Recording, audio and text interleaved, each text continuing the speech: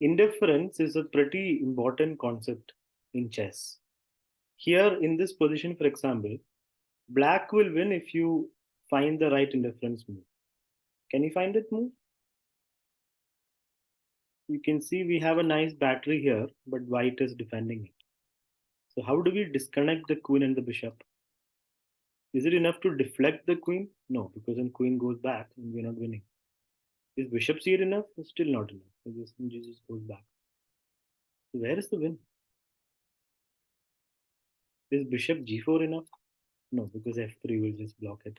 The win is with the indifference move, bishop b5, disconnecting the queen and the bishop, driving a wedge through the bishop and the queen. Now, if pawn takes, you have mate. Queen takes, you win the queen. And bishop can't take, because if bishop takes, we call the arbiter. It's illegal. So let's go to the next position. It is white to play and win. Can you find the indifference move in this position? Which two pieces do we need to disconnect? We have to disconnect these two guys, right? And how do we do it? By playing bishop b8. Rook takes, we just take the rook, right? If what else can he do? Queen d5, we would have taken the bishop, right? Is there a better option? Yeah, and if they take, we just take back. So we basically get a free piece, right? So they have no better option but to give up the rook. We just take it. We win an exchange. Almost the game. Queen takes, rook take, bishop f8. Or if queen doesn't take, we just exchange. We are up continue. Let's go forward. This is a very nice example of indifference. You can see that white's about to give mate. Any bishop move, actually. Bishop takes knight. Or any bishop move will lead to mate after king moves. But we have a way to not only hold on, but also to win. Look at our trumps. Queen and bishop battery is there. But queen's defending it right now. Bishop h3 is not enough because it's not a check.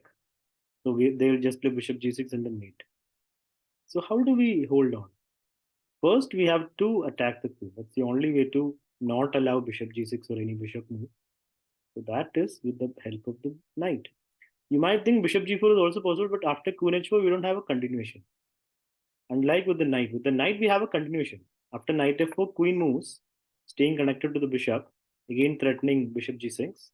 What is the difference now compared to bishop g4?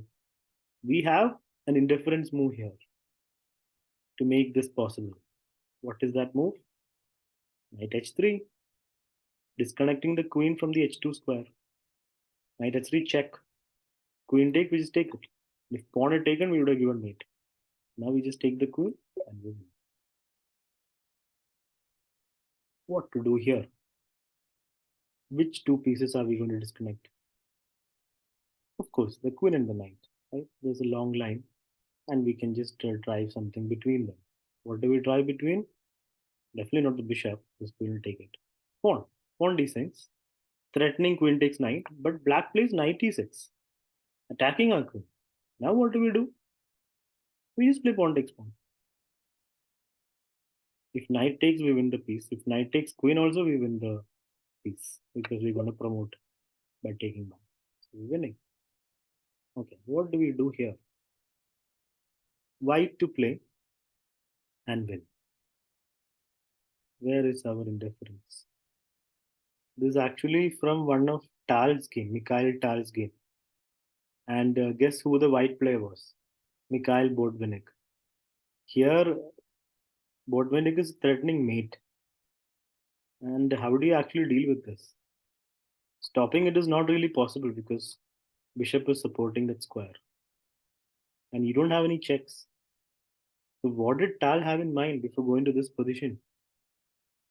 Can you find out the genius plan that Tal had that totally turns the tables? An indifference move. And that's none other than bishop c7. Opening up our queen. And the point being, it stops rook c1, right? But rook doesn't have to take. If rook takes, then we would have given mate. Queen e8.